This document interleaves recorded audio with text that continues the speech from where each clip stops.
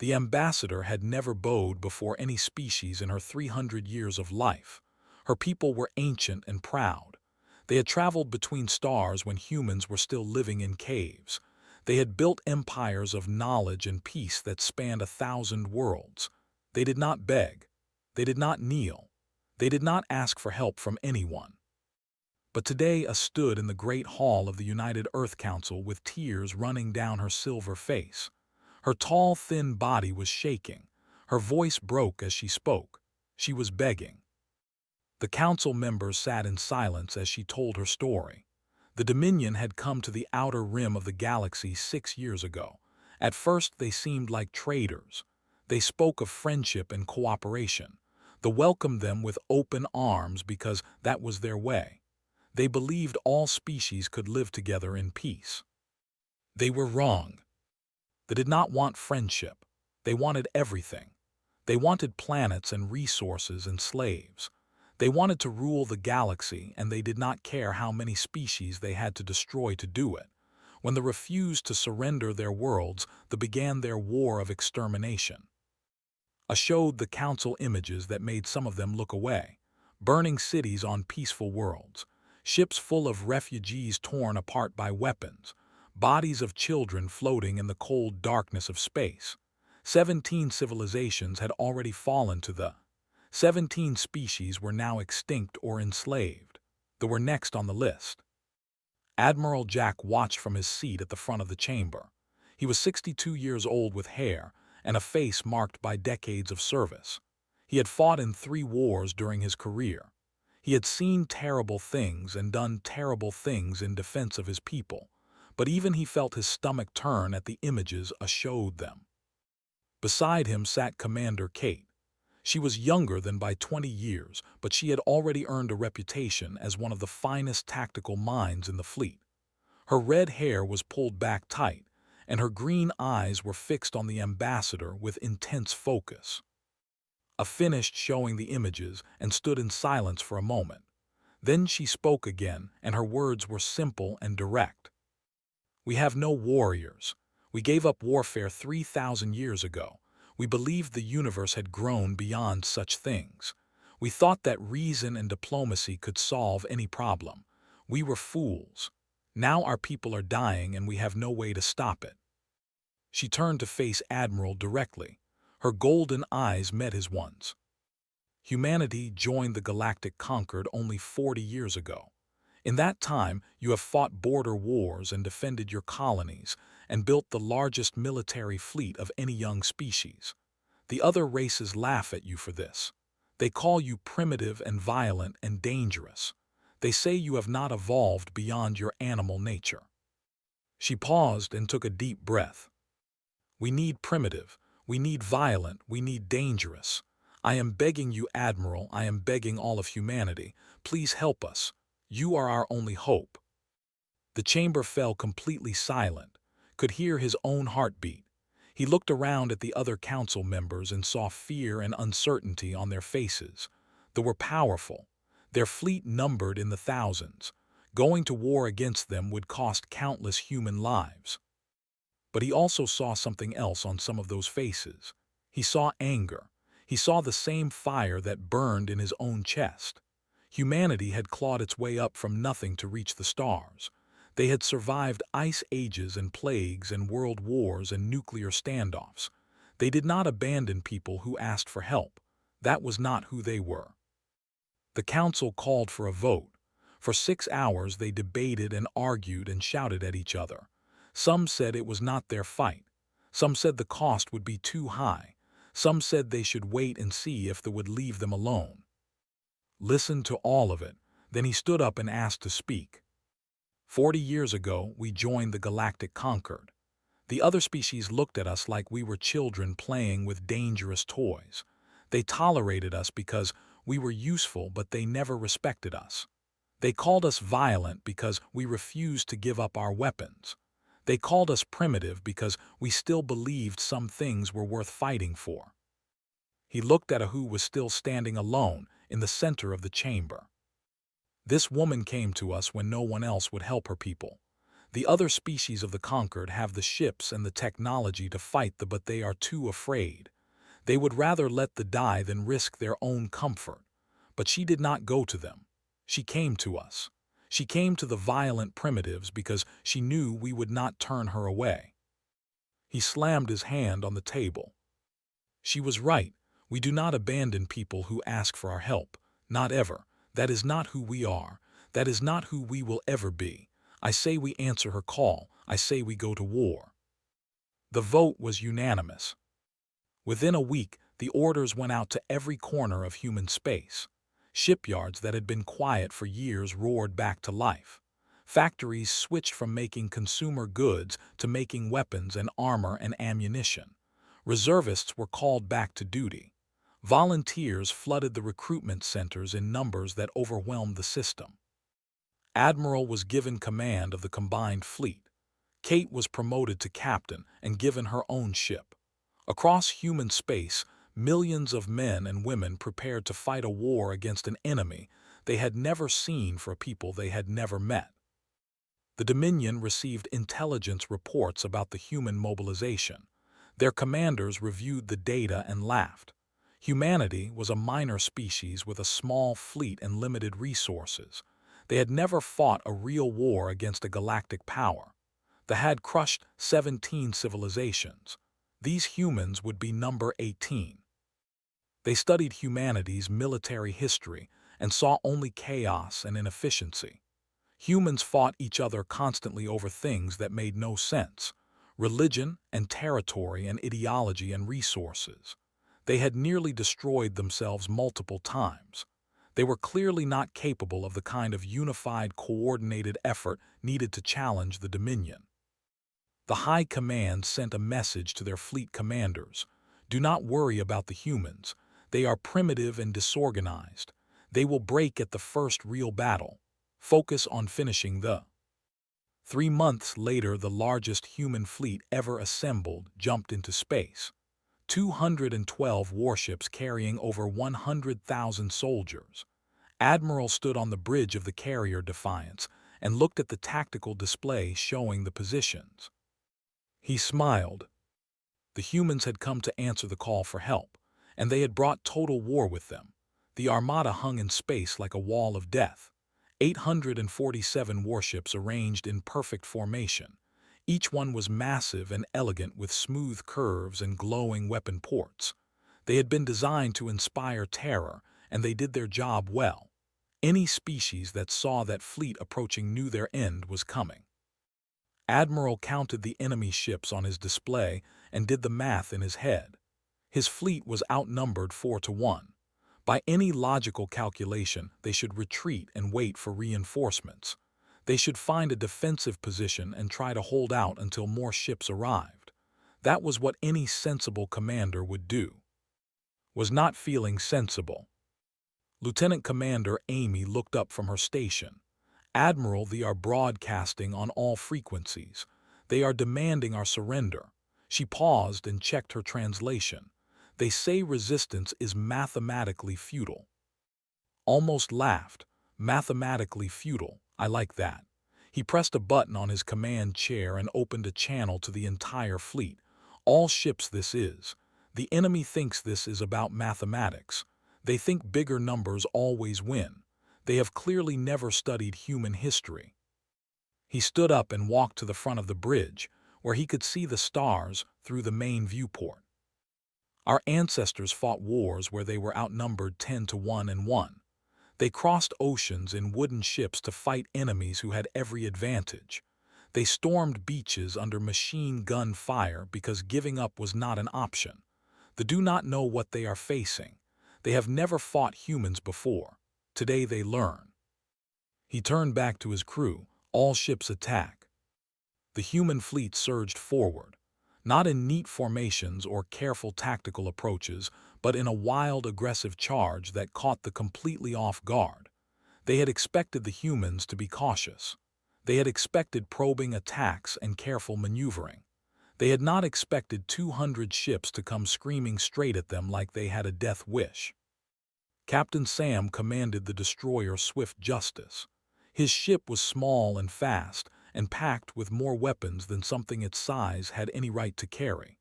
As the battle began, he led his squadron directly into the heart of the formation. His tactical officer looked at him with wide eyes. "Captain, they are not maneuvering to intercept us. They are just letting us get close." Nodded, they have never had to intercept anything. Every species they have fought either ran away or surrendered. Nobody has ever been crazy enough to charge them. He grinned and cracked his knuckles. Time to show them what crazy looks like. All batteries fire. The Swift Justice and her sister ships tore into the formation like wolves among sheep. They twisted and spun and fired in all directions. They took hits that should have destroyed them and kept fighting. They rammed damaged enemy ships when their weapons ran dry. They did things that no sane military doctrine would ever recommend. And it worked. The commanders tried to respond, but their tactics were designed for a different kind of war.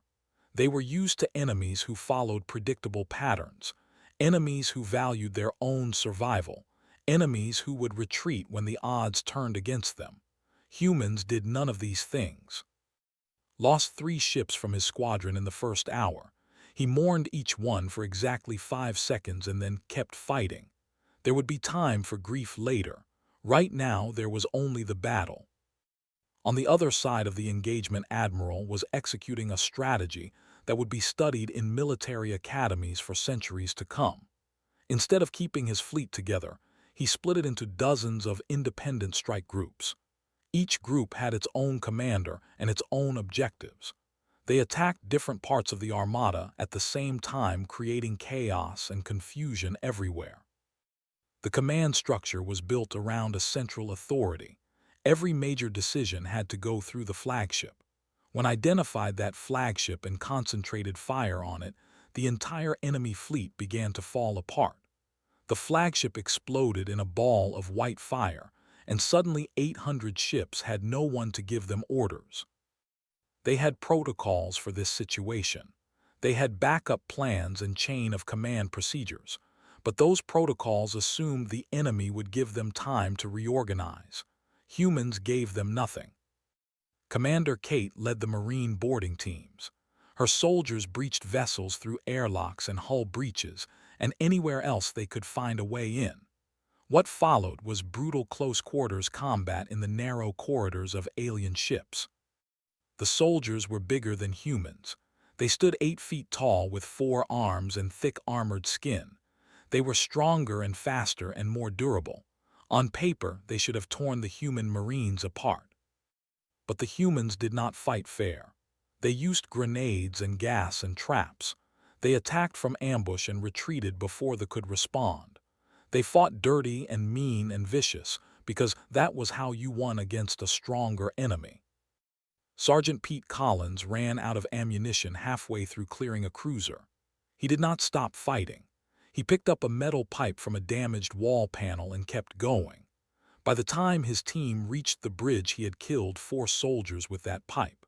His arms were covered in alien blood, and his eyes had the look of a man who had gone somewhere dark inside himself and found something useful there. The battle lasted 9 hours. When it was over, 412 ships were destroyed or disabled. The human fleet had lost 47 vessels with another 60 damaged. By every measure of military science, it should have been impossible. The humans were outnumbered and they should have been annihilated. Instead, they had won the most lopsided victory in galactic history. Admiral sat in his command chair and looked at the aftermath on his display. Debris fields and expanding gas clouds and the flickering lights of dying ships. So many dead on both sides. So much destruction. He felt tired. More tired than he had ever been in his life. Commander approached him quietly. "Admiral, we are receiving transmissions from across the galaxy. Every species in the Concord is asking what happened here. They want to know how we won." Closed his eyes for a moment. "Tell them the truth. Tell them we refused to lose. Tell them we came to help our friends and nothing in the universe was going to stop us." He opened his eyes and looked at the stars. "Tell them this is just the beginning." Far away on a refugee ship, a watched the battle reports come in. She saw the casualty figures and the damage assessments. She saw how many humans had died fighting for her people. She wept, not from sadness but from something she had not felt in years: hope. The humans had come, they had fought and bled and died, and they had won. For the first time since the war began, she allowed herself to believe that her people might survive. The first battle was a shock, but the Dominion did not surrender.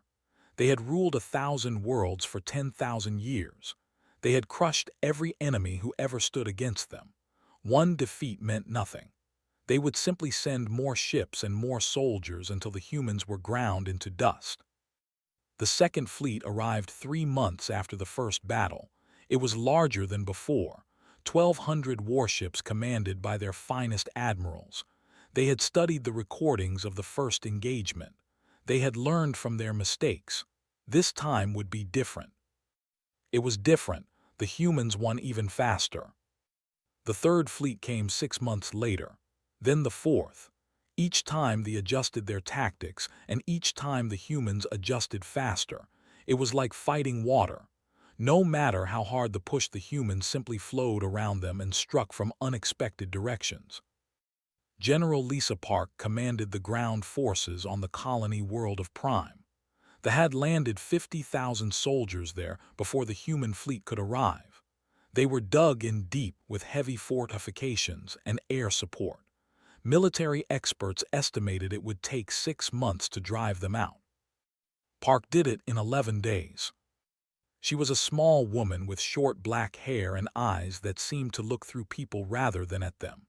She had grown up on a farm in Kansas and joined the military at 18 because she wanted to see the stars. Now she was responsible for the lives of 30,000 soldiers fighting on an alien world. Her strategy broke every rule in the book. She did not try to hold territory. She did not establish defensive lines. She did not do any of the things that military doctrine said she should do. Instead, she kept her forces moving constantly. Strike hard and disappear. Hit them where they do not expect. Never give them a target they can focus on. The commanders had computers that could predict enemy movements with 99% accuracy. Those computers were useless against Park. She was not following any pattern they could recognize. She was making decisions based on instinct and creativity, and a deep understanding of human nature that no algorithm could replicate. Private First Class Danny Miller was 19 years old. He had joined the military to pay for college and never expected to actually fight in a real war. Now he was lying in mud that smelled like copper and sulfur, trying not to die, while plasma fire screamed over his head. He was scared. He had been scared every single day since landing on this planet. His hands shook when he held his rifle. His stomach churned before every mission. He had nightmares about the things he had seen and the things he had done. But he kept fighting. Every day he woke up and put on his armor and went back into battle. Not because he was brave, but because the people next to him were counting on him. Because somewhere on this planet there were civilians hiding in bunkers hoping someone would save them. Because giving up meant letting down everyone who believed in him. His sergeant was killed on the 4th day of the campaign. A sniper put a hole through his chest, and he was dead before he hit the ground.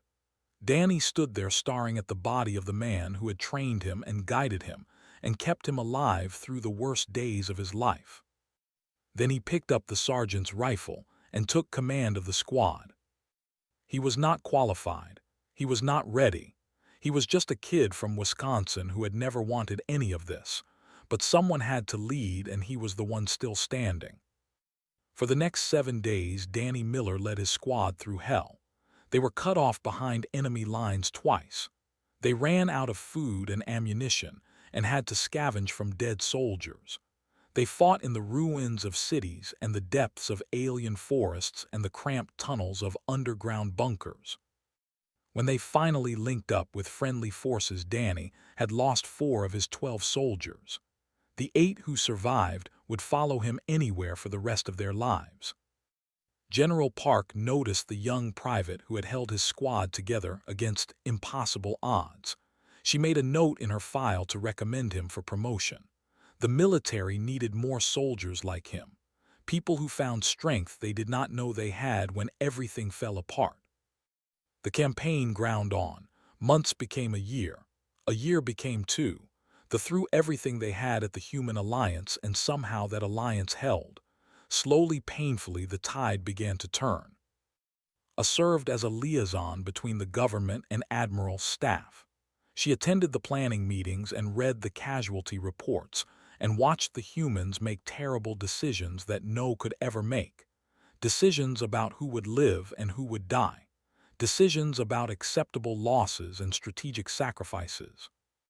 One evening, she found Admiral alone on an observation deck staring at the stars.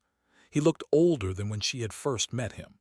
The war had carved deep lines into his face and turned his hair white. "How do you do this?" she asked him. "How do you send your people to die and still keep going?" Was quiet for a long time. When he spoke, his voice was heavy with exhaustion. "I think about why we are fighting. Every soldier who dies is someone's child, someone's friend, someone's whole world. I do not pretend otherwise. I feel every loss like a knife in my chest. But I also know that if we stop fighting, then everyone else dies too. The civilians, the children, the people who cannot defend themselves. We carry this weight so they do not have to." He looked at and she saw something in his eyes that she had not seen before. Pain. Deep, unending pain that he would carry for the rest of his life. "Your people asked for our help. We are not going to let you down, no matter what it costs." Reached out and took his hand. It was not a gesture her people normally made, but she had learned it from the humans. It meant comfort. It meant understanding. It meant you are not alone. "Thank you," she said, "for everything." Squeezed her hand gently. "Thank us when it is over. We still have a long way to go." He was right. The hardest part was still ahead. The waited at the heart of their empire. 10,000 years of civilization and power concentrated on a single planet. No enemy had ever reached it. No enemy had ever dared to try. But the humans were coming, and they were bringing everything they had. That was called It hung in space like a dark jewel surrounded by rings of orbital fortresses and defensive platforms. For 10,000 years, no enemy had ever seen this planet except as a slave being transported to its surface. It was the heart of the Dominion, the seat of their power, the place where their ruling council made decisions that shaped the fate of billions.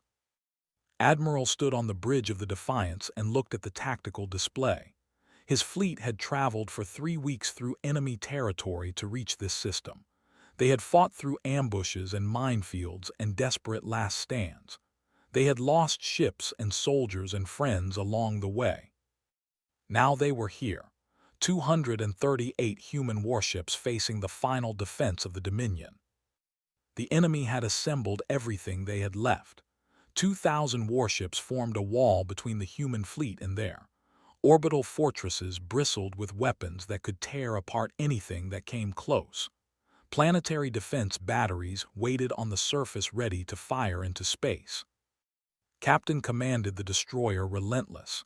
He had been with the fleet since the first battle 2 years ago. He had watched friends die. He had killed more than he could count. His ship had been repaired so many times that barely any of the original hull remained. But she was still flying, and so was he. He looked at the enemy formation and let out a low whistle.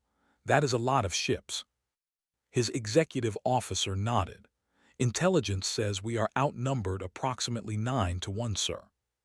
Smiled, but there was no humor in it. "Only 9-1. I was worried it might be something difficult." Admiral opened a channel to the fleet. "All ships this is. We have come a long way to reach this place. We have bled and suffered and lost people we loved. The thought they could break us. They thought we would give up and go home. They were wrong." He paused and looked around his bridge at the faces of his crew. They were tired and scared and determined. They had followed him through 2 years of hell, and they would follow him through this last battle. "Today we end this war. Not for glory, not for revenge, for every innocent life they have taken, for every species they have destroyed, for our friends who asked for our help when no one else would listen. We fight today so that tomorrow the galaxy can have peace. He straightened his uniform and gave the order that would send thousands of his people to their deaths. All ships attack. The human fleet drove forward in a formation that looked like chaos but was actually carefully planned. Had spent months studying defensive doctrine. He knew they expected a cautious probing approach. He knew they had prepared for a long siege. He knew they thought no sane commander would launch a direct assault against such overwhelming odds. Was done being sane. He was tired and angry and grieving for everyone he had lost. He wanted this war over, and he was willing to pay any price to end it. The battle that followed would be remembered as the largest space engagement in galactic history. Over 2,000 warships tore into each other with weapons that could crack planets. The darkness of space lit up with explosions and plasma fire, and the silent deaths of thousands. Commander Green led the fighter wings. Her pilots were exhausted. Their craft were held together with spare parts and prayers. They had been flying combat missions for 2 years without rest. But when the order came, they launched without hesitation and dove into the enemy formation like angels of death. Green herself had destroyed more enemy ships than anyone else in the fleet. She was small and quiet and polite and absolutely terrifying in a cockpit. Her was Ghost, and the had learned to fear that name. 3 hours into the battle, her fighter took a direct hit. The engines died. The weapons failed. Smoke filled the cockpit, and she could feel the heat of fires burning somewhere behind her. She had maybe 2 minutes before life support gave out. She looked at her displays and saw a command ship nearby. It was coordinating the defense of the entire left flank. If it was destroyed, the enemy formation would collapse. Green did not hesitate. She aimed her crippled fighter at the command ship and used her last remaining thruster fuel to accelerate toward it. "For my friends," she said quietly, "for everyone we lost." The explosion took out the command ship's bridge and killed everyone aboard. The left flank fell into chaos just as had hoped. Human ships poured through the gap and began tearing the formation apart from the inside. On the surface of the Marine landings had begun. Lieutenant Colonel Greg Santos led the assault on the capital city. 20,000 human soldiers against 100,000 defenders. The mathematics were not in their favor. They attacked anyway. The fighting in the streets was the worst Santos had ever seen. Building by building and room by room, they pushed forward through enemy fire. They fought with the desperation of people defending their home. The humans fought with the determination of people who had come too far to lose now. Santos was wounded twice in the first day. A plasma bolt burned through his shoulder, and a piece of shrapnel cut open his leg. Both times he refused evacuation. His soldiers needed him, and he would not abandon them. By the 3rd day, they had reached the government district. By the 5th day, they were fighting in the corridors of the ruling council's palace. By the 7th day, it was over. Santos himself kicked open the door to the council chamber. It was empty. The rulers of the Dominion had fled like cowards, leaving their people to face the consequences of their arrogance. He planted a human flag in the center of the room and sent a message to Admiral. "The palace is ours, the council has fled, the war is over." Received the message on his bridge. Around him his crew was cheering and crying and hugging each other. They had done the impossible. They had won. But did not celebrate. He looked at the casualty reports scrolling across his display. So many names, so many empty chairs, so many families that would never be whole again. He opened a channel to broadcast across all frequencies. "This is Admiral Jack of the United Earth Navy. The Dominion has fallen. The war is ended. To any forces still fighting, I say this. Lay down your weapons. Surrender and you will be treated with dignity. We did not come here to destroy your people. We came to stop the threat you pose to peaceful civilizations. The choice is yours. Most chose surrender. The ones who did not were dealt with quickly. The war was over. Humanity had won. But the cost had been higher than anyone could have imagined. The treaty was signed 6 months after the fall of the capital. Representatives from humanity and what remained of the government gathered in a great hall that had once been the throne room of their rulers. The same room where Lieutenant Colonel Santos had planted the human flag now hosted the ceremony that would reshape the galaxy. Admiral sat at the head of the table. He had aged 10 years in the past, too. His hair was completely white now, and his hands trembled slightly when he held them still for too long. The war had taken something from him that he would never get back, but he had seen it through to the end, and that was what mattered. The terms of the treaty were strict but not cruel. The Dominion was dissolved forever. Their military was reduced to a small defensive force. Their conquered territories were freed, and their leaders were put on trial for crimes against civilization. But the people themselves were not punished. They were allowed to keep there and rebuild their society under the watchful eye of the new Galactic Alliance. Some humans had wanted harsher terms. They had lost friends and family in the war. They wanted them to suffer as they had suffered, understood their anger, but he refused to give in to it. "We did not fight this war to become monsters," he said when the treaty was being negotiated. "We fought it to stop monsters. If we answer their cruelty with more cruelty, then everything we sacrificed was meaningless. We have to be better than that. We have to show the galaxy that strength and mercy can exist together." Not everyone agreed with him, but enough did. The treaty was signed and the war was officially over. The cost of victory was staggering. Over 2 million human soldiers had died in the conflict. Thousands of ships had been destroyed. Entire colonies had been devastated by attacks before they could be defended. The scars, both physical and mental, would take generations to heal. But humanity had won. More than that, they had shown the galaxy something that no one had expected. They had shown that a young species dismissed as primitive and violent could stand against an ancient empire and triumph. They had shown that courage and determination could overcome superior numbers and technology. They had shown that when innocent people cried for help, there was someone who would answer. A stood beside as he signed the treaty. She had been there at the beginning when she first begged for human help. Now she was there at the end, watching the fruits of that desperate plea. Her silver skin had lost some of its luster in the years of war. She carried her own scars, both seen and unseen. "You saved us," she said quietly as set down the pen. "My people would have been exterminated without you. We owe you everything."